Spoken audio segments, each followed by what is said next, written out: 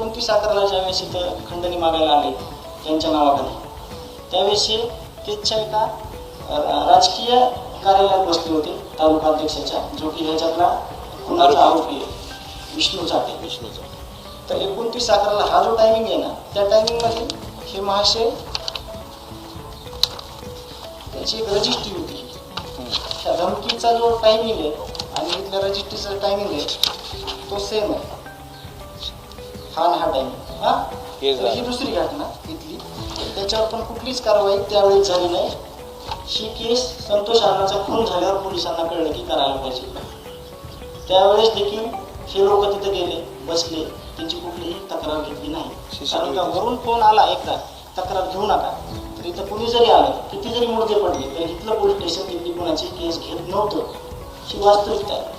ही गप्पांना माहिती आहे, ही सगळ्या आमच्या पंचक्रोशीत माहिती आहे, सगळ्यांना माहिती आहे. तुम्हाला त्याचे पण काही पुरावे आहेत माझ्याकडं की अण्णांचा खून झाला, पण हाफमटर इतक्या प्रकारचे झालेले आहेत.